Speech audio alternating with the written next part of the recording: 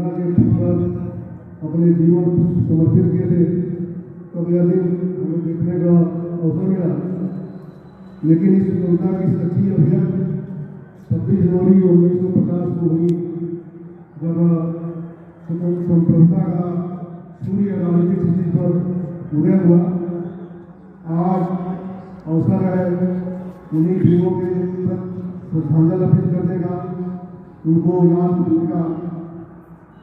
यह हमारे लिए बहुत ही सौभाग्य का विषय है कि इस कार्यक्रम के मुख्य अतिथि माँ सरस्वती के महानी उपासक आदरणीय प्रबंधक जी हैं।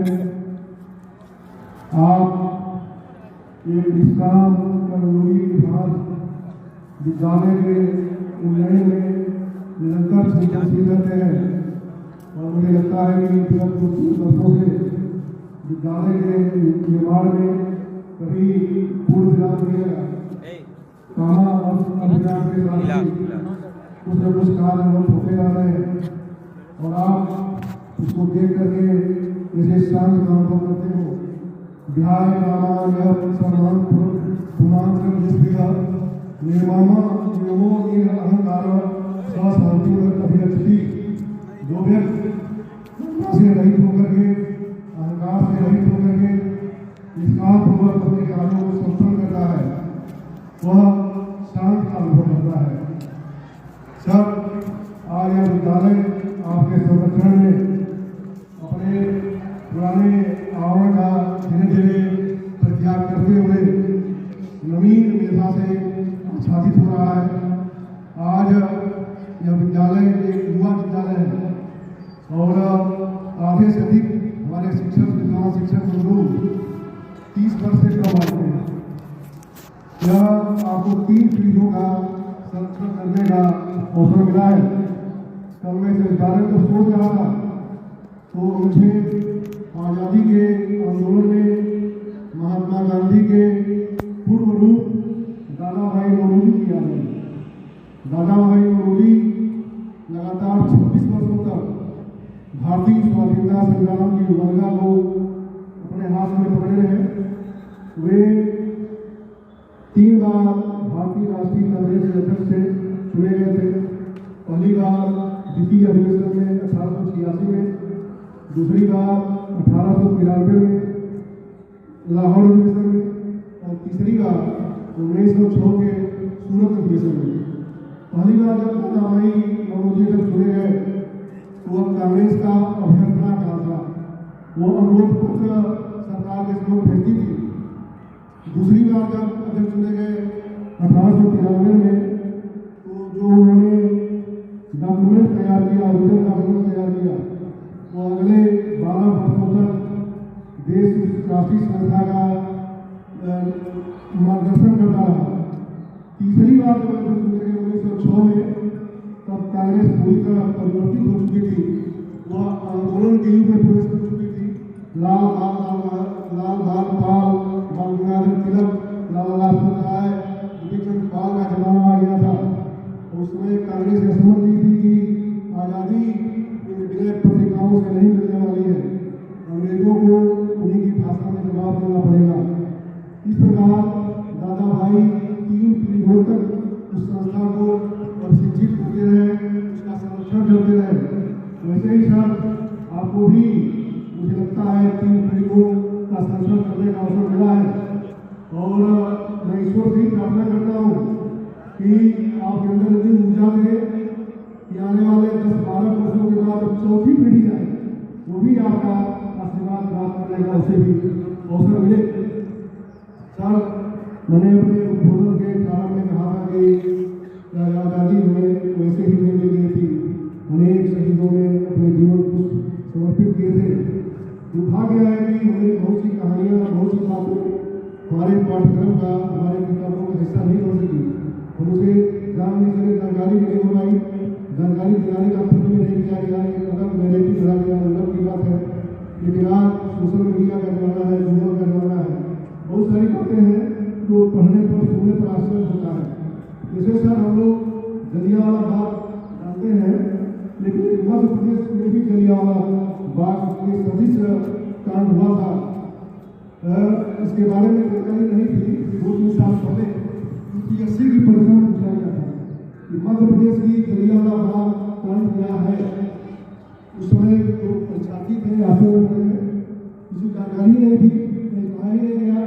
बाद में गूगल पर सर्च किया गया। आश्चर्य कि गूगल पर जानकारी उपलब्ध है, हमको आपको जानकारी नहीं है। मध्य प्रदेश में छतरपुर जिले के पूरब एक सिंहपुर गाँव है, उर्मी नदी के किनारे है। जनश्रुति है कि भगवान राम वनवास के समय वहाँ से होकर गुजरे थे। वहीं पर एक शिला है नदी के किनारे, उस पर भगवान राम के पैरों की चिन्ह अंकित है। उसे चरपादुका कहा जाता है। मकर संक्रांति के दिन वहाँ मेला लगता है, लोग चरपादुका की पूजा करते हैं। ऐसे ही 1931 में 14 जनवरी को सभी लोग इकट्ठा हुए थे। वह असहयोग आंदोलन का जमाना था।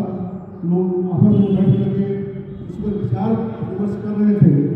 बगल में एक सैनिक छावनी गाँव, वहाँ से कर्नल फिशर आता है और बिना चेतावनी दिए गोली चलाना शुरू कर देता है। लोग भागना शुरू करते हैं। गोली करती है। अनेक माएँ अपने बच्चों को लेकर नदी में कूद जाती हैं। पूरा नदी का पानी लाल हो जाता है। अनेक लोग घायल होते हैं। पूरा इलाका घायलों के कंधों से गूंज उठता है और आधिकारिक रूप से 150 लोग मारे गए। न जाने कितने लोग बह गए। उस करुण क्रंदन से ऐसा माना जाता है कि वहाँ की हवा पानी बंद हो गई थी, गति रुक गई थी। उर्मी नदी का पानी का लाभ हो गया था। उस भाग को वहन नहीं कर सकी, स्थिर हो गई थी और विंध्य की पहाड़ियों में भगवान सूर्य छिप गए थे।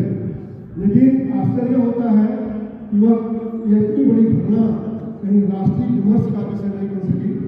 और आज़ादी के बाद वहाँ के लोगों ने आपस में चंदा इकट्ठा करके एक प्रशासन के सहयोग से स्मारक बनाया और आज भी वहाँ लोग इकट्ठा होते हैं संक्रांति के दिन और अपने वीर शहीदों की याद में अभी मेला लगाते हैं, श्रद्धांजलि अर्पित करते हैं। उस घटना के बाद उस क्षेत्र के बहुत से युवा सब अंग्रेजों क्रांतिकारियों से और अंग्रेजों से बदला लेने का आंदोलन किया और बदला लिया भी उन्होंने।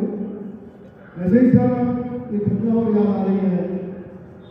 ठीक है नहीं है सर। हाँ,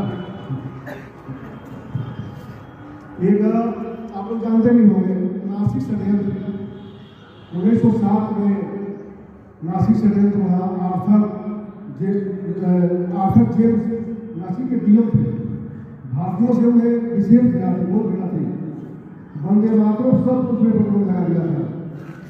देशभक्ति रचना रचने पर उसने गणेश सावरकर जो विनायक था, वीर सावरकर के बड़े भाई थे, उसको काले पानी से हटा दिया। अभी हमारे आज़ादी के आंदोलन का इतिहास है। 2 भाई एक साथ काले पानी से काटे और आश्चर्य कि दोनों भाई वहाँ में मिलने नहीं दिया गया।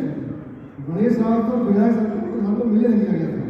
उसी समय जब वंदे मातरम शब्द प्रतिबंध लगा था तो एक बामन नारायण जोशी थे, उन्होंने उस मिल करके अपने साथियों के साथ वहाँ के आर्थर जेम्स जो डीएम था उसकी हत्या करवा दी जब नाट्यशाला में नाटक देख रहा था।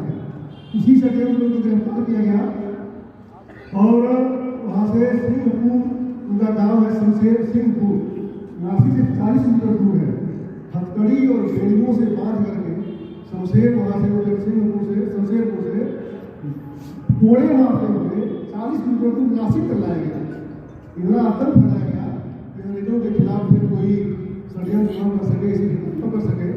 और जब उन्हें भी काले पानी से दी गई, 10 साल के बाद जब छूट करके भारत आए, जब देश आज़ाद हुआ, वहीं के प्राथमिक विद्यालय में झंडा फहराया और बाद में गुलामी की जिंदगी जीते हुए न सरकार ने सुन ली उनकी, न प्रशासन ने सुन ली। 14 जनवरी 1964 को उनका देहांत हो गया और एक गुलामी से जिंदगी जीते हुए इस दुनिया से चले गए। सर, बड़ा आश्चर्य होता है कि हम मूल्यों की रक्षा करने में कहीं असमर्थ हो रहे हैं। यह सर वो देश है जहाँ वैदिक देश की ऋचाओं ने जन्म लिया है। इस देश के लिए करने के लिए कि माँ गंगा जो हिमालय से निकली है, इस देश की माँ है। यह देश ऋषियों के आश्रमों में पला बढ़ा, अनेक युग पुरुषों की उंगलियों को पकड़ के आगे बढ़ा है तथा इसे अपना इतिहास अनेक अनुभव की अग्नि में तप करके लिखा है। इस इतिहास का, देश के इतिहास का पहला पन्ना सर उस समय लिखा गया जब सारी दुनिया अभी शायद समय को तारीख और दिनों में विभाजित करना सीख रही थी। लेकिन आश्चर्य यह है कि लोग प्रश्न उठाते हैं, कहते हैं कि जब आपकी सिंधु घाटी की सभ्यता 3400 वर्ष पुरानी है तो आपका इतिहास इतना पुराना कैसे? आश्चर्य यह है कि आधुनिक इतिहासकार पत्थर की गवाही के अभाव में गूंगे बहाने बनाते हैं। उन्हें सिंधु घाटी की सभ्यता दिखाई दे रही है, लेकिन 5500 वर्ष पूर्व कुरुक्षेत्र के मैदान में शस्त्र त्याग चुके बाद में कृष्ण की वाणी में सुनाई देती। ऐसे में हमें आवश्यकता है अपने देश पर गर्व करने की, अपने देश के इतिहास को समझने की, पढ़ने की। सर नमन है उनको कि जो इस देह को अमृत प्रदान के, नमन है उनको जो इस देह को अमृत देकर इस जगत में शौर्य की सच्ची कहानी हो गए हैं। नमन है उनको कि जिनके आगे भौना हिमालय, नमन है उनको कि जिनके आगे भौना हिमालय जो गिर पड़े धरा पर आसमानी हो गए हैं। सर हमने भगाया सिकंदर, सर झुकाए मार खाए।